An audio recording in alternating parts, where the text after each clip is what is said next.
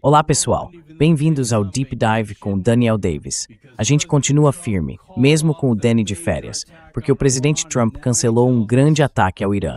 E agora ele diz que faltava só 1 hora para acontecer. Foi por pouco mesmo.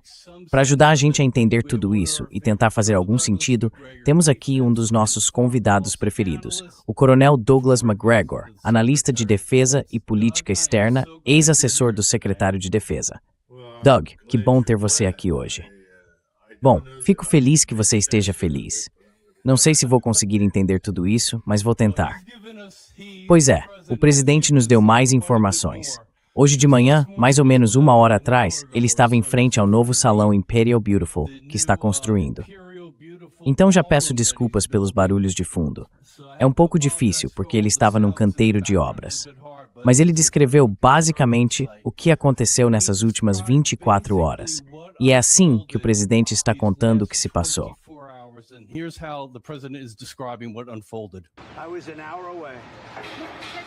estava a 1 hora de distância. Estava tudo pronto para começar. Você está falando de ontem? Sim, a gente ia atacar de forma muito... Bom, teria acontecido agora? Estava tudo preparado. Os barcos, os navios, todos carregados até o limite. A gente estava pronto para começar. Eles me ligaram nos últimos 2 dias dizendo que tinham feito muito progresso porque estão negociando com a gente. Principalmente Arábia Saudita, Catar, Emirados Árabes Unidos, um pouco Kuwait, o Bahrein e alguns outros. E a gente tem eles negociando entre si também. Tá todo mundo trabalhando junto. É como um time. E Israel, claro. Israel tem sido um ótimo parceiro. Eles sabiam que eu estava me preparando para atacar. Eu não contei para eles. Eu nunca conto para ninguém quando. Está em contato o tempo todo. Eu nunca dizia para ninguém quando, mas eles sabiam que a gente estava muito perto. Eu diria que eu estava a 1 hora de tomar a decisão de ir hoje. Eu já tinha decidido. Aí eles ligaram, tinham ouvido que eu tinha tomado a decisão. Disseram, senhor, o senhor pode nos dar mais alguns dias? Porque a gente acha que eles estão sendo razoáveis. Senhor presidente, hoje...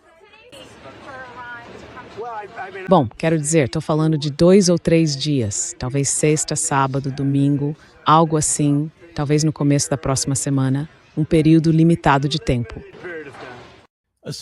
Um prazo autoimposto, Doug. Tem muita coisa aí. O que você aceita e o que você não aceita disso tudo, Doug? Olha, ele e os amigos bilionários dele ganharam muito dinheiro apostando contra ações e girando investimentos com base nas várias decisões que ele toma. Sabe, eu realmente não sei o que pensar disso tudo. Para ser sincero, eu sou bem cético. Acho que tem questões muito maiores em jogo aqui e não tenho certeza se ele está ouvindo conselhos ou pedidos de alguém na Península Arábica. Eu simplesmente não sei. A minha intuição é que ele vai agir porque, sinceramente, acho que não é nessa o Winelkeman. É verificado de feito, mas tu a mal. Não é bird que mara pebrats e bay carried tours.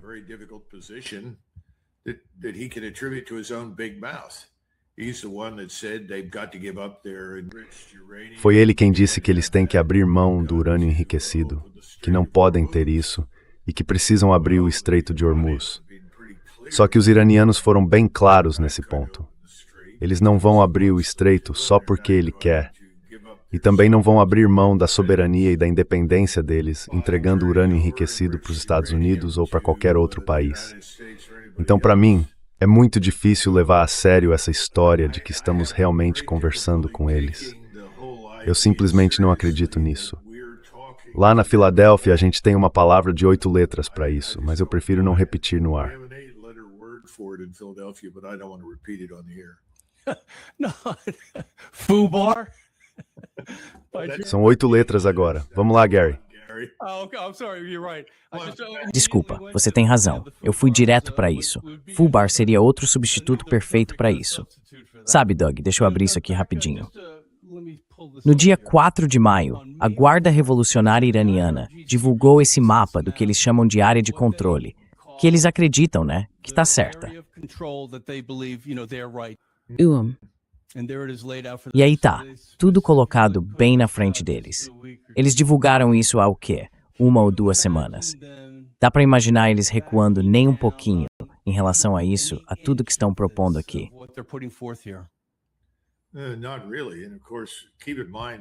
Na verdade, não. E claro, é bom lembrar, se você estiver sentado em Teherã e olhar para a situação atual, eles realmente têm a vantagem estratégica.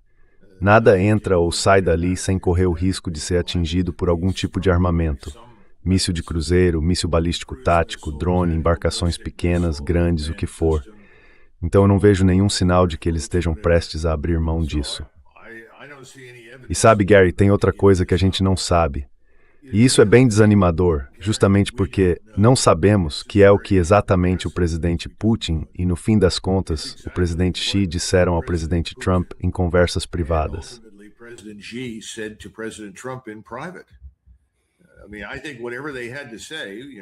Quer dizer, eu acho que, seja lá o que eles tenham dito, o Putin, obviamente, primeiro por telefone e depois em reuniões presenciais com o presidente Xi, avisou que haveria, entre aspas, consequências não especificadas se ele decidisse seguir em frente e reiniciar a guerra com o Irã. Agora, eu não sei o que isso quer dizer. Não sei qual é a interpretação do Donald Trump sobre isso. O Trump é o tipo de pessoa que não gosta de ser mandado, muito menos de ouvir que não pode fazer alguma coisa. Isso é como balançar um pano vermelho na frente do touro chamado Donald Trump. E o Donald Trump é, acima de tudo, emocional. Ele sente muito mais do que pensa.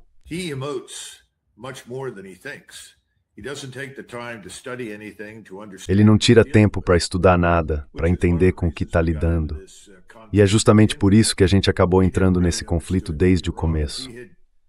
Ele nunca entendeu de verdade o Irã.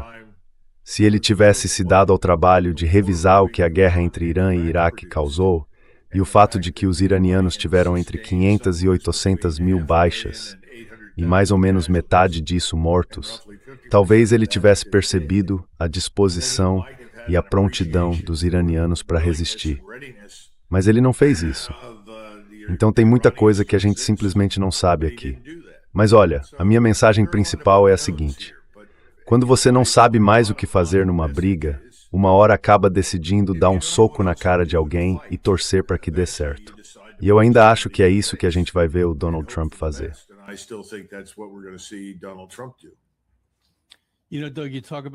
Sabe, Doug, você fala sobre esse jeito emocional dele, que acaba tomando conta, né? É algo realmente perturbador.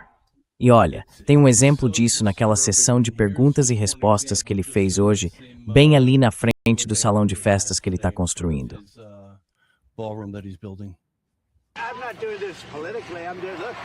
Eu não estou fazendo isso por motivos políticos. Todo mundo me diz que é impopular, mas eu acho que é bem popular. Quando as pessoas ouvem que tem a ver com armas nucleares, armas que poderiam destruir Los Angeles, poderiam acabar com grandes cidades em pouco tempo. Quando elas ouvem isso, sabe, quando estão explicando, olha, vou te dizer, quando a gente explica para as pessoas, eu nem tenho tempo suficiente para explicar direito.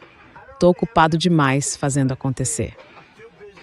Quando elas entendem, sinceramente, acho que é algo bem popular.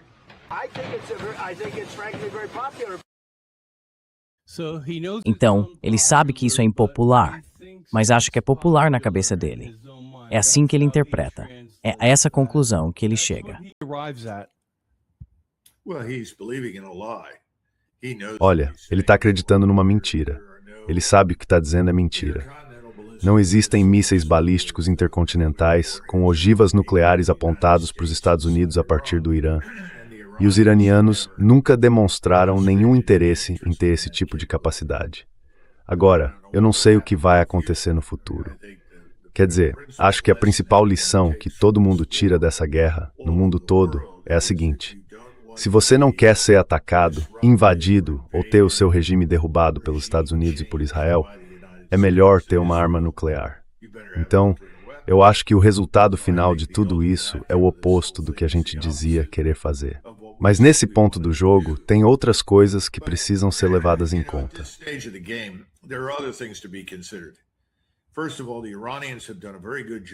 Antes de tudo, os iranianos fizeram um trabalho muito bom de nos observar e estudar. Eles ajustaram suas táticas, implantaram suas armas de um jeito que não serve só para se proteger melhor, mas também para nos derrotar.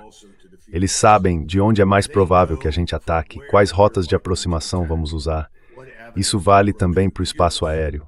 Eles sabem onde as trajetórias dos mísseis provavelmente vão passar.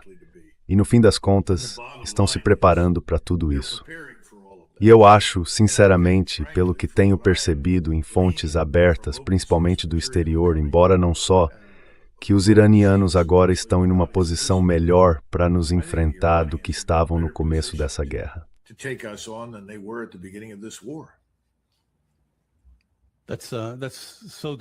É muito perturbador pensar nisso, e eu entendo por que você chega a essa conclusão.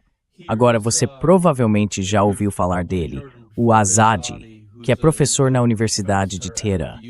Aqui está a visão dele sobre como está a dinâmica neste momento.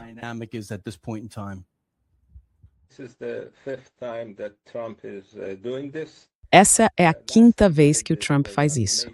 A última vez foi no dia 5 de maio, no dia anterior. No dia anterior, ele tinha anunciado que faria a Operação Projeto Liberdade, escoltando navios, e depois cancelou essa ideia em menos de 24 horas.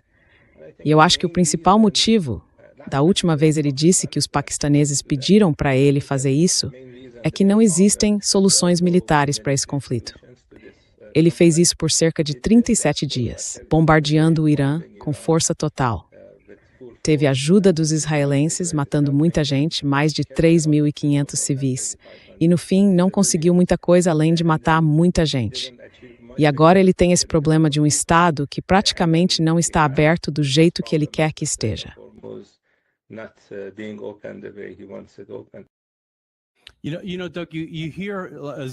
Sabe, Doug, quando você ouve o Azadi falando nesse caso, dá para perceber que os iranianos estão enxergando, além de toda a retórica que o Trump continua repetindo.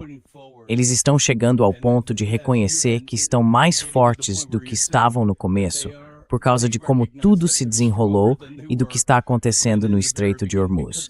Então, sim, eles estão numa posição melhor do que quando começaram.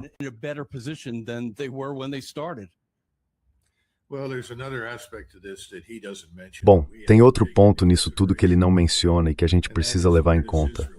Onde é que Israel se posiciona nessa história? Não é só uma questão do que o Sr. Netanyahu quer. É também sobre a coalizão dele, as pessoas que o apoiam e o povo israelense. Os israelenses, sinceramente, precisam manter a gente envolvido. Eles não podem se dar ao luxo de deixar que a gente se afaste. Isso quer dizer que se o Donald Trump de repente anunciar algo como, olha, não existe solução militar, e eu decidi por qualquer motivo que ele queira dar, me retirar do conflito, suspender as hostilidades, seja lá o que for, isso seria catastrófico para Israel.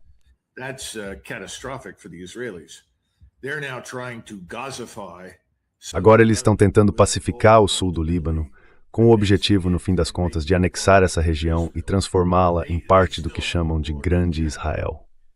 Eles ainda têm uma agenda mais ampla. Ao mesmo tempo, a posição deles, do ponto de vista estratégico, está piorando, porque além do problema com o Irã, agora enfrentam um problema muito sério com a Turquia.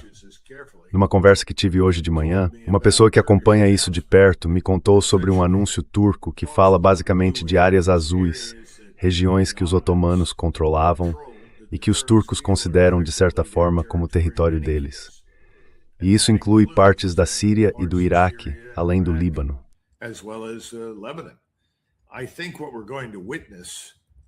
Eu acho que o que a gente vai ver num futuro próximo é um interesse crescente da Turquia em tirar proveito do que acontece em Israel, em benefício próprio.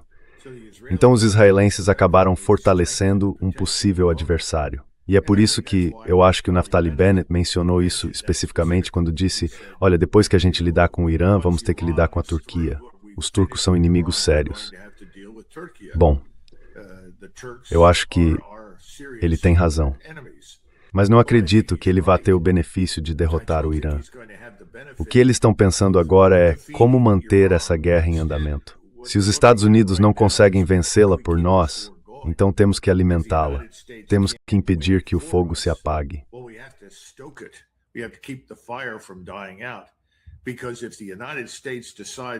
Porque se os Estados Unidos decidirem se afastar, o que faz alguém achar que eles vão voltar e abrir uma nova frente contra os turcos? Isso parece muito improvável. E se o Irã não tiver sido derrotado, o que impediria o Irã de apoiar os turcos contra nós e contra Israel? A gente nem falou ainda sobre o Egito. O Egito é como um caldeirão prestes a explodir. E eu não sei se o general Sisi realmente tem o controle por lá ou não. Tem muita gente no Egito revoltada porque nada aconteceu com Israel. Eles sentem que ficaram assistindo sem poder fazer nada, enquanto milhões de árabes palestinos, goste-se deles ou não, isso não faz diferença para os egípcios, foram mortos.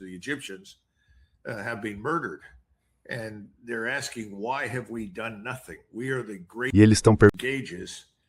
Israel may very well go out of existence.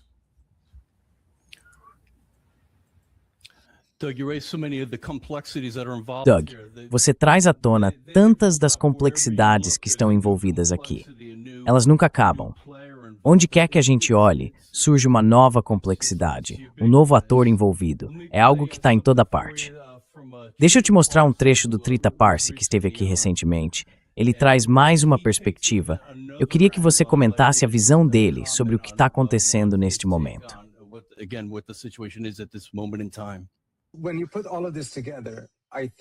E quando você junta tudo isso, acho que o que realmente aparece é o seguinte: não existe uma opção de escalada para o Trump que mude o jogo e coloque os Estados Unidos numa posição de ditar as regras. A Operação Liberdade, como você mencionou, durou 24 horas. Pelo visto, foi liberdade suficiente para a região. O bloqueio do bloqueio, que ainda está em vigor, deveria ter feito o Irã colapsar, o que, há umas 2 semanas e meia, segundo os cálculos. Claramente não foi o que aconteceu.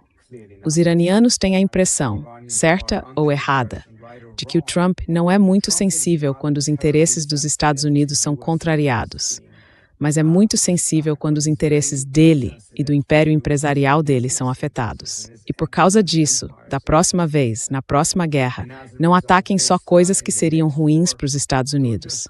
Ataquem coisas que seriam ruins para o Trump e para a família dele. Então, Doug, junto com os interesses comerciais dele, isso estaria de acordo com o que Israel quer que ele faça. Proteger o próprio bolso enquanto continua com mais ataques.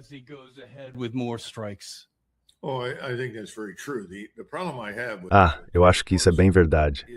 O problema que eu tenho com o Trita Parsi é que ele está atribuindo um raciocínio racional ao Trump. E eu simplesmente não vejo isso. Se houvesse um cálculo racional em jogo, sejamos francos, a gente nunca teria atacado o Irã. Ninguém em sã consciência teria feito isso, por todos os motivos que estamos vendo agora.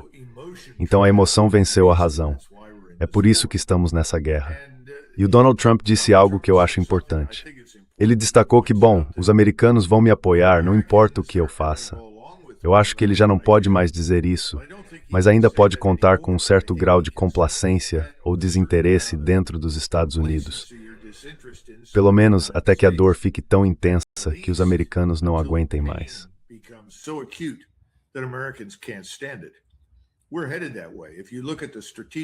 Estamos indo nessa direção.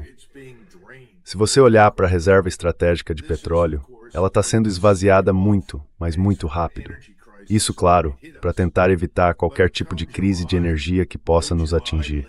Mas lá por julho, meados de julho, no máximo começo de agosto, a gente pode estar com um grande problema em relação a essa reserva estratégica. Lembre-se, não construímos nenhuma refinaria nova há mais de 20 anos. Tudo isso são questões que o Trump basicamente ignorou e descartou de imediato, por acreditar que isso ia acabar logo. E eu não sei se alguém disse isso para ele ou se ele simplesmente se convenceu disso.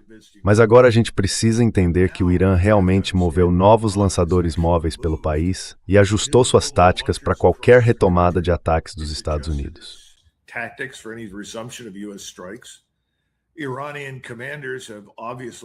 Os comandantes iranianos claramente estudaram os padrões de voo dos nossos caças e bombardeiros Eles tiveram muita ajuda dos russos e dos chineses. A recente queda de um F-15 Eagle e o ataque terrestre que atingiu um F-35 mostraram que a gente se tornou bem previsível. Agora, isso não é exatamente uma surpresa. Quer dizer, o espaço lá em cima é limitado. Você não pode simplesmente mover navios pelo Oriente Médio. Eles têm que ficar no Mar Vermelho, no Mediterrâneo ou no Oceano Índico. Então eu acho que tem muita coisa acontecendo agora. Ele está tentando lidar com tudo isso. Não consegue, mas sabe o seguinte: se eu recuar, eu perco. Se eu disser que não vou seguir adiante com isso, a menos que ele admita que temos uma catástrofe humanitária nas mãos, o que ele deveria admitir, mas não vai, ele fica sem saída.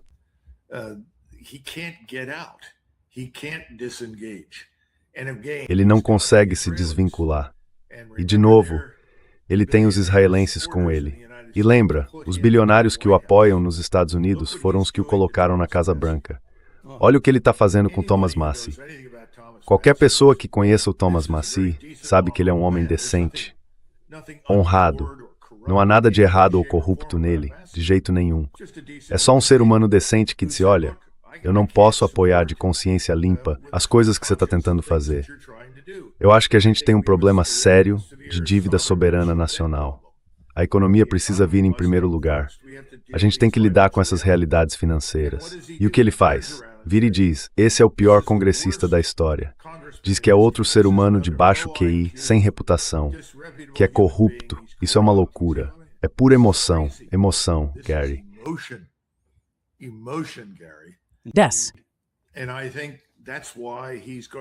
E eu acho que é por isso que ele vai mudar de posição depois de ter dito que o Irã nunca pode ter uma arma nuclear.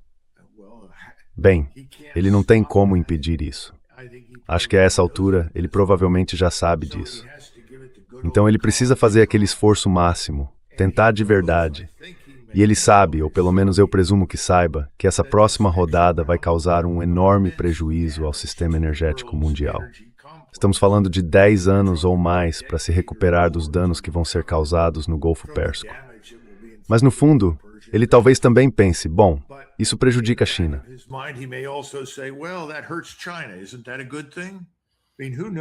Isso não é uma coisa boa? Quer dizer, vai saber, né? Tem todo tipo de ideia absurda passando pela cabeça dele. Isso é bem óbvio, ou ele nunca teria feito uma coisa dessas. Não faz o menor sentido. Isso não traz benefício nenhum para ele, para a presidência, para nada. Claro, imagino que, já que todo mundo é Israel em primeiro lugar, ele deve estar pensando nos Estados Unidos e no povo americano lá embaixo na lista de prioridades. Mas, no fim das contas, simplesmente não faz sentido. E é com isso que a gente está lidando, com alguém que desafia a lógica.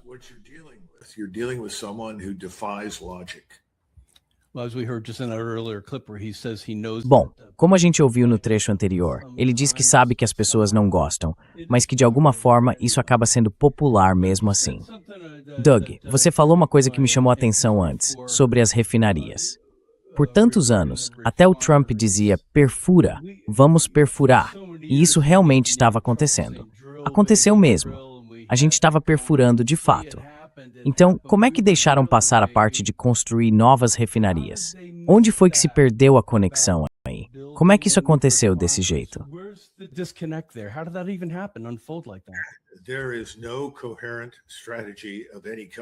Não existe uma estratégia coerente de nenhum tipo. Quer dizer, se eu te levasse para Moscou ou para Pequim e a gente sentasse numa mesa, eles poderiam entrar e apresentar uma estratégia nacional de energia, uma estratégia nacional de microeletrônica e inteligência artificial, uma estratégia nacional de defesa. Tudo isso estaria cuidadosamente planejado.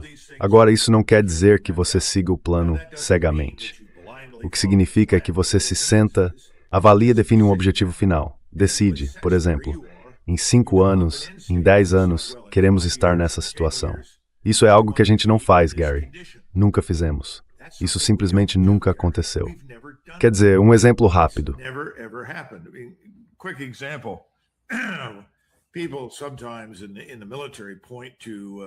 Às vezes o pessoal das Forças Armadas lembra da ordem que o Dwight Eisenhower recebeu do Roosevelt.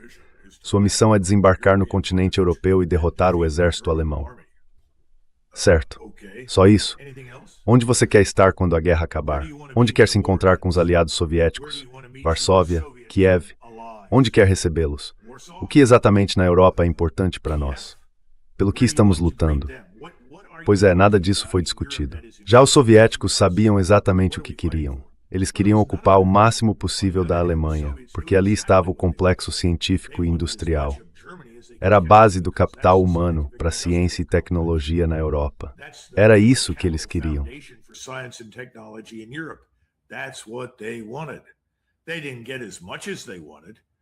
Eles não conseguiram tudo o que queriam, mas ficaram com mais ou menos a metade. E depois puderam fazer praticamente o que quisessem com as várias populações, empurrar suas fronteiras para frente. E o que a gente ganhou com o que fez? A resposta é um enorme peso de impostos, na forma da OTAN e da Guerra Fria. Foi isso que a gente ganhou. Então não havia uma estratégia coerente. Os britânicos costumavam entrar nessas reuniões com a gente, lá em 1942, 43, 44. E isso sem os russos presentes. Eles chegavam com mapas do mundo inteiro mostrando onde estavam todos os campos de petróleo, as minas de cobre, as minas de ouro. Eu penso, poxa, esses caras eram imperialistas. Eles construíram um império para ficar ricos. Sabiam exatamente o que queriam controlar quando a guerra terminasse.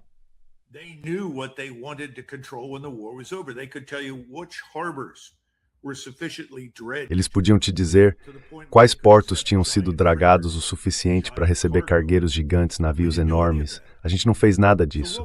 Então, para que a gente entrou na guerra? Bom, para destruir a Alemanha, derrotar os nazistas. Ótimo, a gente faz isso e depois ninguém fez essa pergunta. E agora estamos na mesma situação. Você quer salvar Israel. Quer tornar Israel grande, maior do que nunca. Quer que eles sejam a potência estratégica da região. Tá bom? Mas como é que a gente faz isso? Destruindo o Irã. E se isso não funcionar? E se o Irã resistir à destruição? Para onde a gente vai a partir daí? Quais são os desdobramentos, os planos alternativos? Em outras palavras, quais são as opções de recuo? Você está nos dando o plano A. O plano A é destruir o Irã. Mas as premissas são todas falsas. Ele falha. E aí? É desanimador, mas é onde estamos.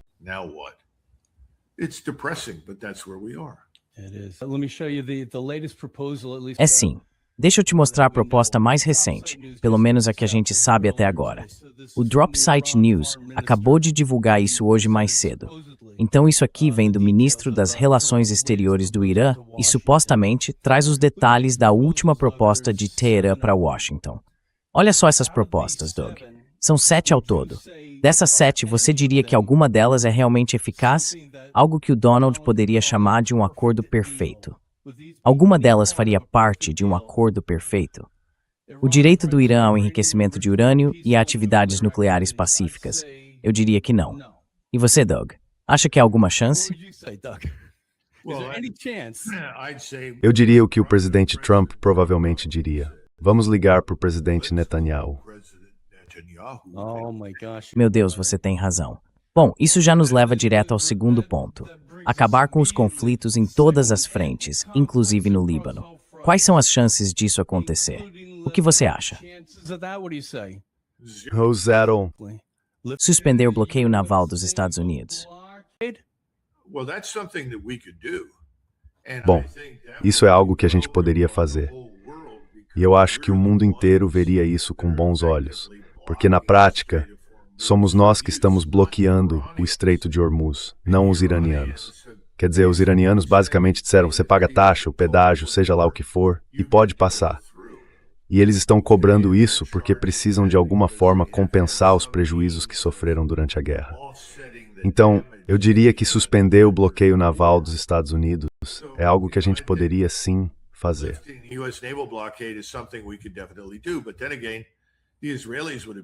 Mas, por outro lado, os israelenses iriam se opor a isso, porque isso gera renda e receita para o Irã, que poderiam, em tese, ser usadas para financiar armas e operações contra eles.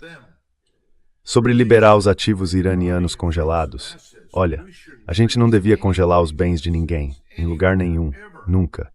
Isso destruiu a confiança no nosso sistema financeiro no mundo todo. É por isso que a gente vai acabar ficando para trás em relação ao BRICS. É por isso que vamos perder espaço para a China. Vamos perder até no sistema SWIFT. E por quê? Porque agora eles são vistos como mais confiáveis e mais seguros do que nós.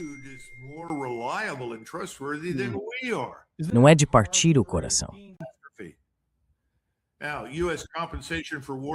Agora, compensação dos Estados Unidos por danos de guerra? Nem pensar.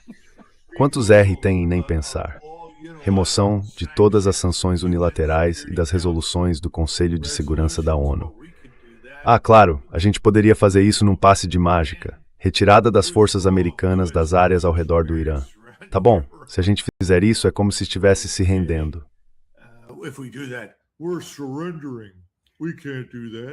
A gente não pode fazer isso. Doug, aproveitando esse ponto, quero te perguntar o seguinte. Aqui estão as bases dos Estados Unidos em 28 de fevereiro deste ano. Alguma delas está ativa, de alguma forma, que você saiba?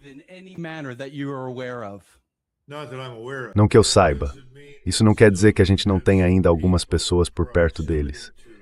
Mas, no geral, eles estão inutilizáveis. Vamos colocar dessa forma. E Doug, não foi exatamente por um momento como esse que eles estavam lá desde o começo? Foi por isso que a gente os manteve lá. Não é por isso que ao longo do tempo nós os colocamos lá? Claro. Todos esses 11. São 11 aqui que estão marcados. Sim, claro, sem dúvida. Mas a gente não tem acompanhado os acontecimentos mais recentes na guerra. Se você olhar o que está acontecendo no leste da Ucrânia, vai ver que nenhum desses lugares é mais defensável. Não há baterias suficientes de defesa aérea e antimísseis, faltam radares, e não existe nenhuma redundância nesse sistema. Havia também uma tendência de subestimar completamente a competência e a capacidade dos iranianos. Agora, tendo lidado com os israelenses ao longo dos anos, dá para dizer que eles sempre foram muito atentos a isso. Mas nem mesmo eles perceberam o tamanho do salto que o Irã deu em capacidade de reconhecimento, vigilância e ataque. E eu acho que ninguém entendeu de verdade até que ponto os chineses e os russos estariam dispostos a usar seus próprios sistemas de vigilância por satélite para ajudar na defesa do Irã.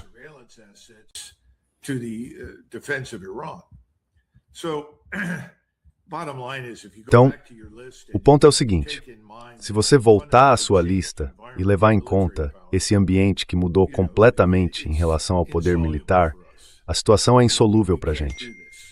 A gente não consegue fazer isso. Não dá para aceitar ou apoiar esse conjunto de exigências ou demandas, mas ao mesmo tempo também não dá para voltar atrás. Esse é o problema. Não é uma questão de se recusar a lidar com isso, é que simplesmente não há nada que possamos fazer. Então o Irã está, na prática, vencendo a guerra, gostemos disso ou não. Agora tem outra coisa, e isso é muito, muito importante, e o público precisa entender. Bases como essa são extremamente importantes para o Departamento de Defesa, ou melhor, para o Departamento de Guerra neste momento.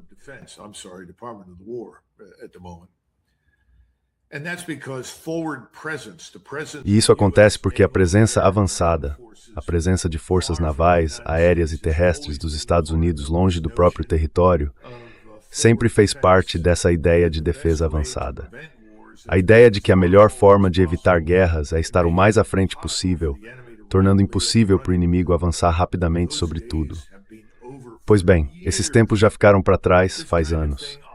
Esse tipo de coisa, eu e outros já falamos várias vezes. Se você posiciona algo à frente, dentro do alcance de todos esses sistemas de mísseis e sistemas não tripulados, com toda a vigilância aérea que existe hoje, você vai perder essas forças. Agora, se você perde toda essa estrutura no exterior, toda essa estrutura fora do país, você também perde todos os cargos de oficiais generais e almirantes na Marinha. E adivinha só?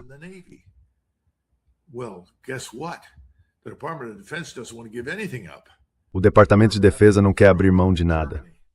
A gente está prestes a ser expulso da Alemanha. Assim que nos livrarmos dessa chanceler, a Matz, e eventualmente o Partido Alternativa para a Alemanha, o AfD, assumir o poder e tiver o próprio chanceler, eles vão nos expulsar da Alemanha. E, aliás, os coreanos já estão se movimentando para nos tirar da Coreia do Sul. Estão sendo educados, mas é isso que eles querem, no fim das contas. E os japoneses não estão muito atrás, porque em vez de sermos vistos como uma fonte de capacidade de defesa, Em vez de estarmos lá para proteger esses países, agora somos vistos como um imã de conflito, um catalisador de guerra, para falar a verdade. Porque se eles viram alvo só por terem forças americanas em seu território, qual é o sentido de nos manterem lá? What's the point of having us on their soil? E olha, a gente foi, como é que eu posso dizer? A gente foi exposto. Acho que essa é a melhor forma de colocar. Exatamente. E que vergonha, que constrangimento, toda essa valentia de fachada, né? Well, this is what happens when you overstay your welcome. Bom, é isso que acontece quando alguém fica mais tempo do que deveria. Mas agora, isso vem junto com uma mudança tecnológica que alterou, de forma fundamental, a vantagem na guerra. A vantagem na guerra, tanto estratégica quanto, eu diria, operacional, agora é defensiva. E tudo que a gente construiu foi com base em ações ofensivas. É melhor começarmos a pensar em como vamos defender o território continental dos Estados Unidos. E é melhor fazermos isso rápido. And we better start thinking about it quickly. Infelizmente, deixa eu te mostrar uma voz que vai totalmente contra isso, Dan. Alguém que quer continuar sendo um verdadeiro fiel. É um ex-comandante do CENTCOM, de hoje de manhã. O presidente tem tempo a seu favor. Ele controla a narrativa. Ele controla as capacidades de ataque. E ele sabe que a política que estabeleceu com o bloqueio teve efeitos de curto e de longo prazo sobre o regime e sobre o povo do Irã. Então ele tem sido muito astuto em aproveitar esse tempo. Imagino que você não conheça esse homem, e ele está dizendo isso com a maior seriedade. É porque tem dinheiro entrando no bolso dele. Ou ele realmente acredita no que está falando. Well, it's a combination, no doubt. I mean, he's certainly Bom, going to be é uma combinação, sem dúvida. Quero dizer, ele com certeza vai ser recompensado financeiramente por defender o status quo, especialmente pelo lobby de Israel e seus agentes espalhados por Washington, D.C. Todos eles estão comprometidos com a ideia de manter bases permanentes no exterior. Se você olhar para algo como o Atlantic Council, que, sinceramente, já devia estar em estado terminal a essa altura, vai ver que todo mundo lá está tentando descobrir como manter essa bagunça da OTAN de pé para sempre. O que é absurdo. O máximo que dá para fazer com o paciente que está na mesa de operação agora é cortar o cabelo e fazer a barba, porque não dá para trocar o coração. Não dá para ressuscitar o corpo. Mas é aí que estamos. Todo mundo se agarra ao passado. O passado é a melhor esperança deles. Mas não, eles estão errados. Encarar o futuro é difícil. coming to terms with the future is difficult. What do we need a large surface fleet? Para que a gente precisa de uma grande frota de superfície nesse novo cenário? Se os navios são obrigados a ficar a centenas de quilômetros da costa, o que torna muito difícil atacar alvos em terra, se não dá para desembarcar tropas, se é preciso reabastecer os aviões várias vezes, indo e voltando da área de combate, e se você está perdendo a guerra para defesa aérea e de mísseis. Então qual é o sentido dos porta-aviões? Qual é o sentido dessa frota enorme? Essas são questões difíceis. Quando eu trabalhava no gabinete do secretário da Marinha, o pessoal costumava brincar dizendo que só existiam dois tipos de navio, submarinos e alvos, porque em todo o exercício com a frota de superfície, os submarinos afundavam tudo. Agora, você não acha que os chineses e os russos têm submarinos capazes? Claro que têm. Certo. E não vai parar por aí. Muito em breve, se forem espertas, as pessoas vão criar versões não tripuladas de veículos subaquáticos. Não é preciso construir submarinos gigantes e caríssimos. Tudo gira em torno de negar o acesso a nós. Nós é que somos o agressor. Nós somos a força de ataque ofensiva. Então, o que se faz para nos manter afastados? Se você olhar para a China, para Irã e cada vez mais, eu diria, para a Rússia, eles já responderam essa pergunta de forma bem eficaz. Eles sabem como fazer isso. A guerra, do jeito que a gente conhecia no passado, acabou.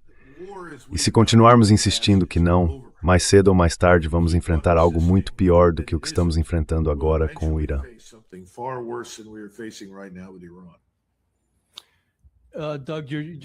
Doug, faz pra gente uma avaliação rápida do que você espera para os próximos dias. O Trump deu uma previsão de alguns dias, sexta, sábado. Você imagina que as chances de voltar a agir são bem altas, né?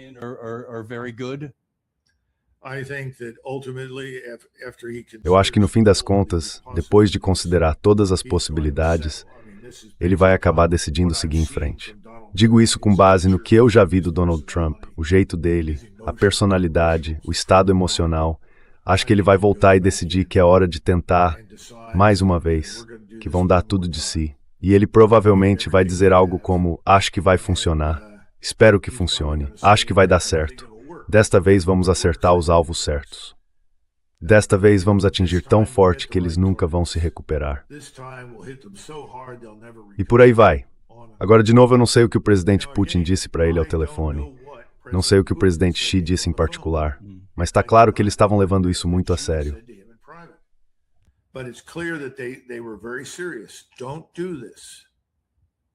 Não faça isso. Pode haver consequências indefinidas no futuro. Eu não sei quais seriam essas consequências, mas, sinceramente, o que eu acho que estamos vendo, e esse é o resultado mais grave da estupidez que a gente vem presenciando há 30 anos, é algo que começou depois da tempestade no deserto. Naquela época, estávamos cheios de nós mesmos e achávamos que podíamos fazer qualquer coisa, em qualquer lugar, o tempo todo, com qualquer um. Criamos as condições para o surgimento de alianças contra nós. Agora faz sentido que cada vez mais pessoas cooperem contra a gente. E os americanos não entendem isso, porque partem do princípio de que tudo que o governo faz com suas forças armadas é bom.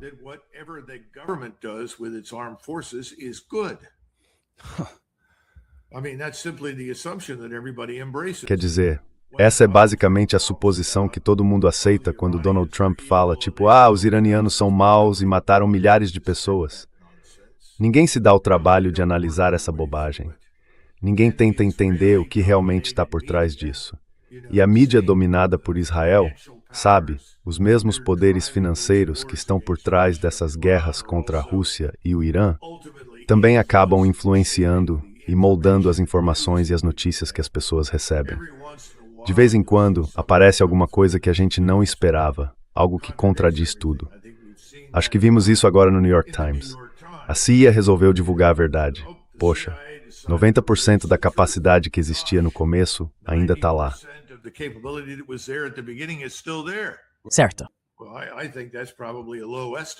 Olha, eu acho que essa é provavelmente uma estimativa baixa. Acho que eles têm mais capacidade agora. Mas, dito isso, sabe, acho que está crescendo uma consciência de que isso está começando a ficar perigoso. Até onde a gente realmente pode ir? Acho que as pessoas estão fazendo essa pergunta, mas não tenho certeza se isso chega até o Donald Trump. E de novo, volto a falar dele e da personalidade dele. E aí olha para o Congresso. O Congresso é como um cachorrinho de colo. Você enche o pote de comida, põe água e o cachorro come, senta e fica lá. E pronto, esse é o Congresso. De vez em quando aparece um deputado e diz, eu não estou confortável com isso está errado. Tá bom, obrigado. E o que você vai fazer a respeito? A resposta é nada. Certo, é só até aí mesmo.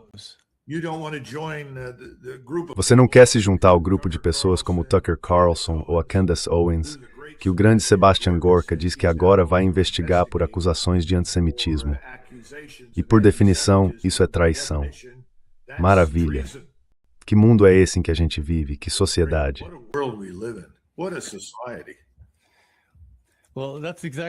Pois é exatamente por isso que eu adoro ter você aqui, Doug.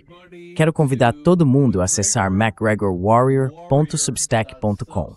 Agora, Doug, você andou fazendo umas gerações com inteligência artificial por lá. De onde veio aquela foto? Eu não posso te levar o crédito por isso.